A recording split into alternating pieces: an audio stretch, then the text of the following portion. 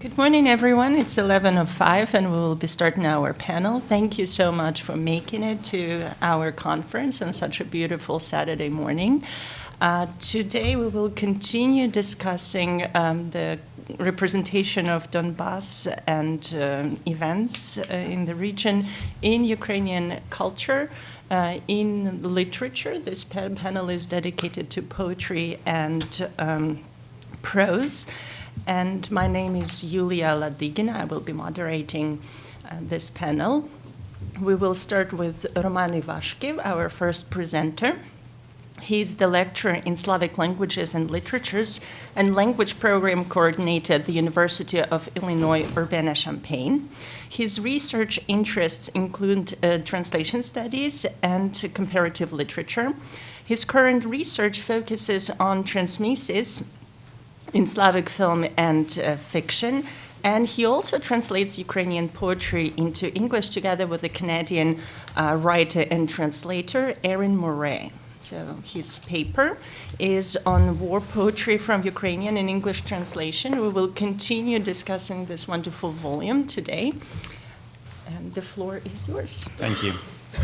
So I'd like to start today's remarks by expressing my deep gratitude to Marko Andrejczyk and to the Ukrainian Studies program at Harriman Institute at Columbia University for organizing this very important event during a very difficult and I would even say scary time for Ukraine.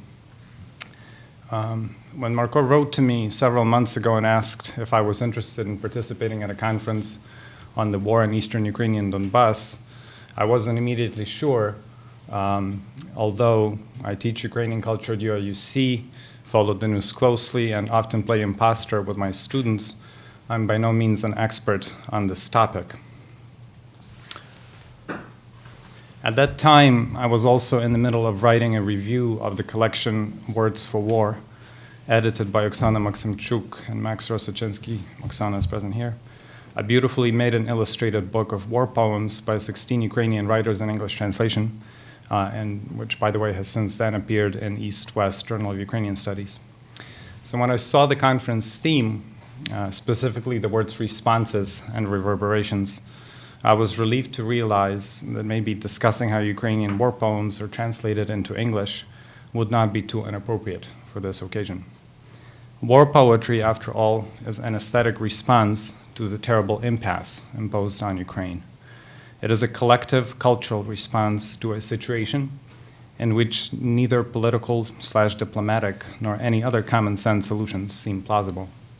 And translation, of course, as Walter Benjamin reminds us, is in fact a reverberation, an echo of the original.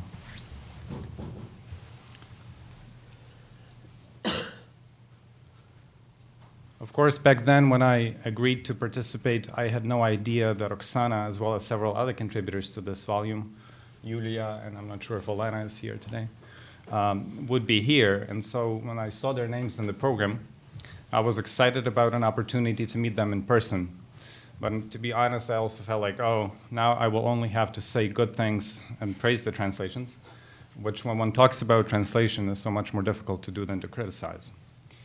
My initial thrust for this talk was to look at these translations from a political perspective and to discuss how they give a powerful international voice to Ukrainians who fight in the war, to those who lost their lives and can no longer speak, to those who lost their loved ones, and to those who no longer have a home, and especially to those who just can't remain silent about this grave injustice happening in the 21st century Europe.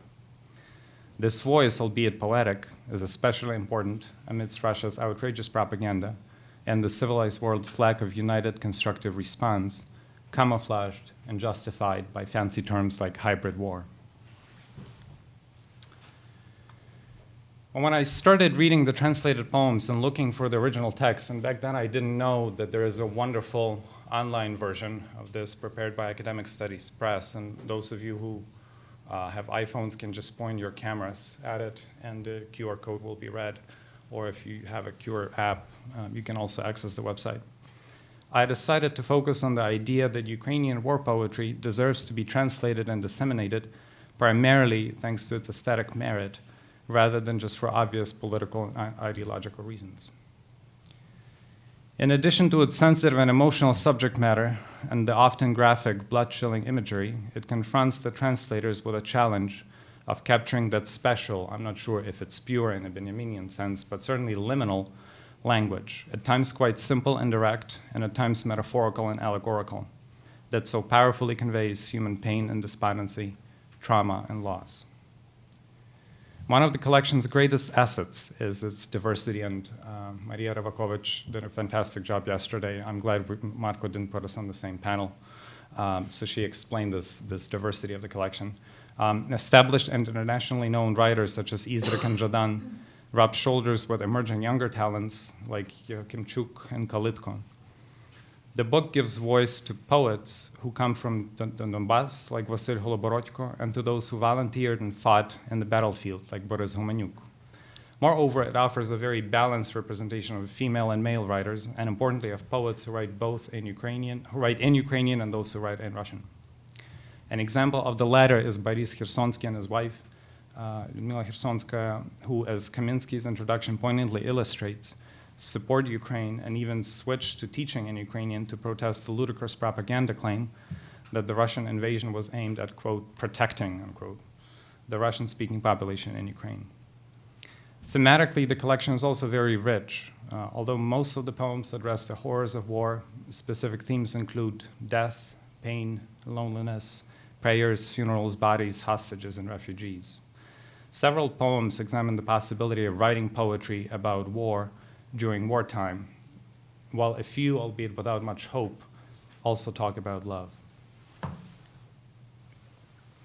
So I'm going to switch gears here a little bit and talk about translation. So poetry translation is a notoriously daunting task. By definition, untranslatable unless creatively transposed, is Roman Jakobson's verdict on puns and poetry. According to often misquoted Robert Frost, poetry is what's lost in translation. And on this slide, you can see what he actually said in a 1959 conversation with Cleanth Brooks and Robert Penn Warren. And I quote, "I like to say guardedly that I could define poetry this way: it is that which is lost out of both prose and verse in translation," and it continues. So why is poetry untranslatable? Nabokov seems to have the answer. He always does, doesn't he? So despite advocating for extreme literalism and then not following his own advice when it came to self-translating his own work, Nabokov explains that literary translators are bound to choose between rhyme and reason. And of course, as the most reasonable man, he advocates for the latter.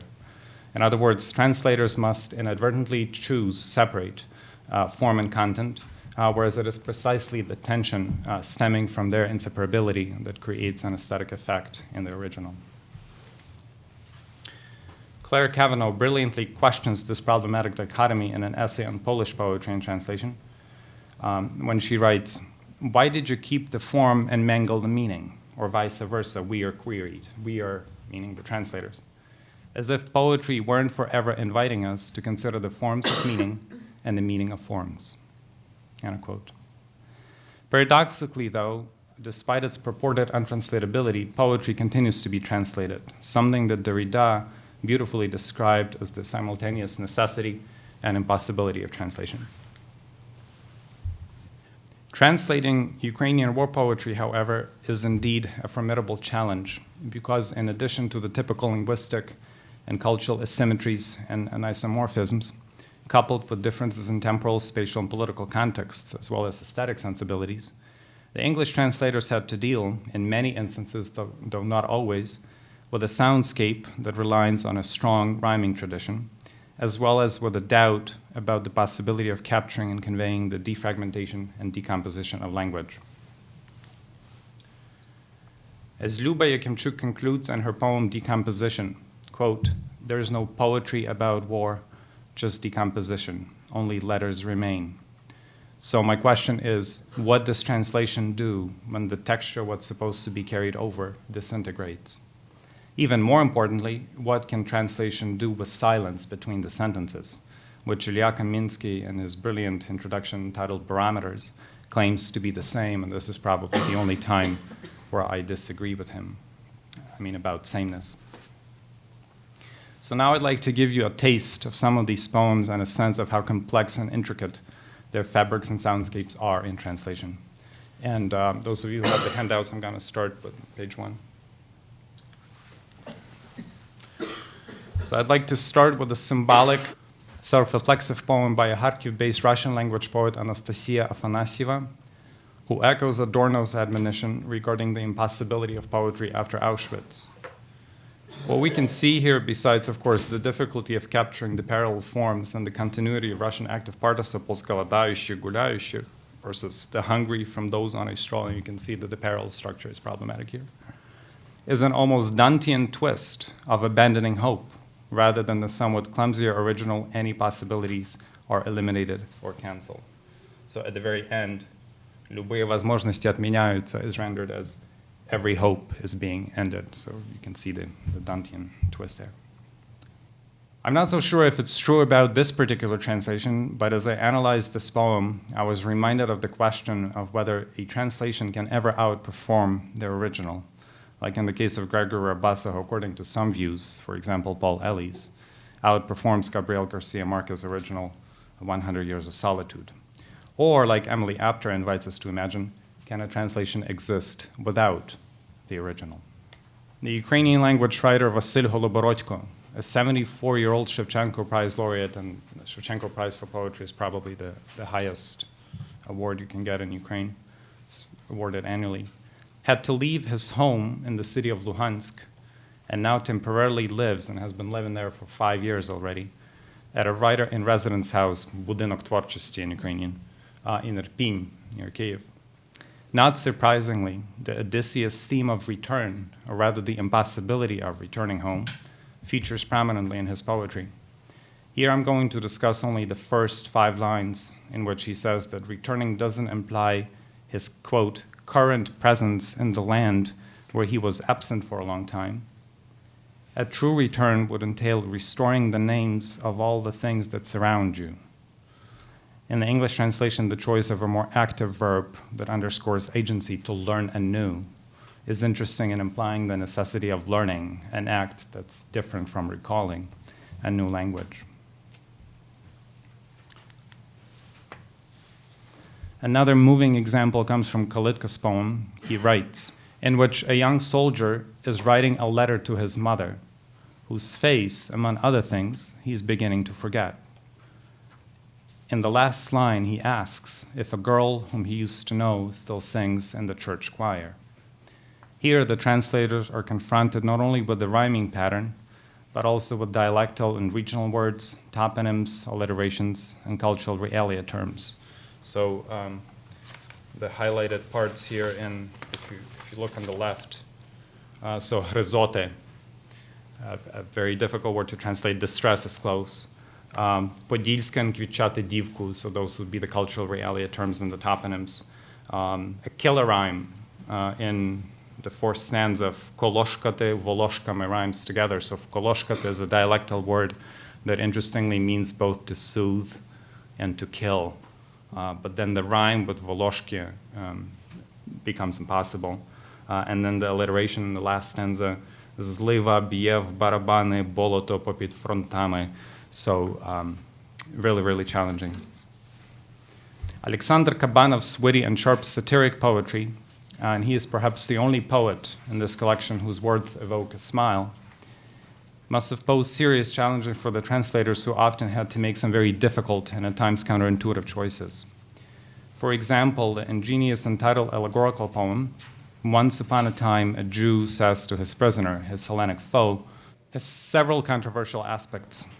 For example, the appositive word kalarad, a derogatory term for a pro-Russian separatist coined after the Colorado beetle, which resembles the St. George ribbon, an essential concept that certainly belongs in the notes, is missing in the opening line. The salutation Girkinson Shalom, Girkinsonu Shalom, is interpreted perhaps due to a creative typo in the original as Girkinson helmet down, which made me think of the Ukrainian words shalom, helmet, and Joycean multilingual puns, even though, to be fair, the poem was written in Russian, in which case it would have been shlem. The word terikone in Russian tirikone, which denotes the typical Donbas terrain scattered with spoiled tips and pit heaps, is rendered as steppe. Again, this is something that would have been beneficial to explain in the notes. Vladimir Mayakovsky's famous shtanine trousers in Stichia o Sovietskom pasporte are thus described in Herbert Marshall's translation. I pull out of my white trouser pockets. And I think those of you like myself who were born in the Soviet Union still remember «И я достаю из широких штанин дубликатом бесценного груза. Читайте, завидуйте, биометрический паспорт. Больше не нужен штамп в страны Евросоюза». I apologize for my imprecise quotation of Mayakovsky. I hope that's a post-colonial response. I hope you won't mind. So here, as you can see, this phrase is translated as trendy trousers, which creates an interesting alliteration, but perhaps somewhat obscures a reference to Mayakovsky. Also an allusion to Vladimir Putin's infamous comment regarding the shelling of Grozny, which he made at a 1999 Astana press conference. Великий мочитель по сортирам, Владимир Путин. Мы и в сортире их замочим, so in my perhaps lame English translation, will waste them, and them meaning the terrorists in his mind, in a shithouse, appears in this collection as the line, how his foes cornered him, placed a bounty on his head. What I find commendable, however, is a successful attempt to recreate some rhyming patterns. For example, in the first stanza, we crumbled up their brood, how we like cooking up that kind of Greek food. Which in a satirical poem like that is crucial.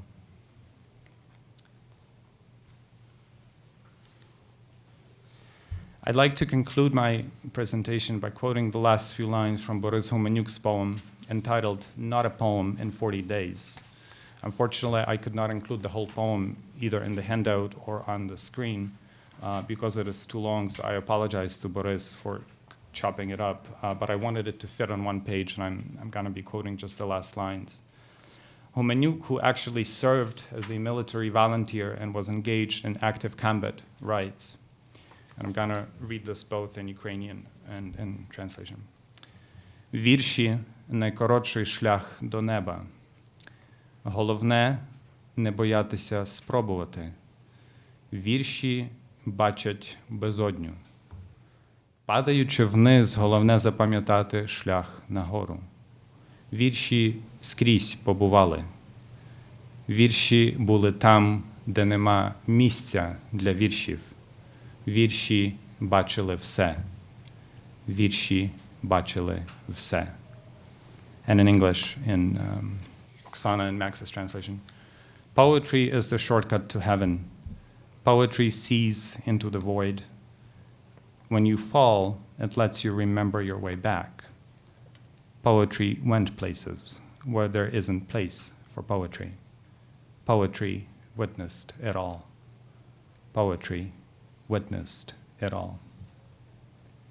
I hope that the poems from this collection will travel to as many places around the world as possible, even to those remote and unpleasant places where there is no place for poetry. And I hope that they will bear witness to the pain, suffering, and loss that this terrible catastrophic war has inflicted. I applaud the editors, and especially the translators, for this huge service to Ukrainian literature and to world literature, which is only possible in and thanks to translation. Thank you.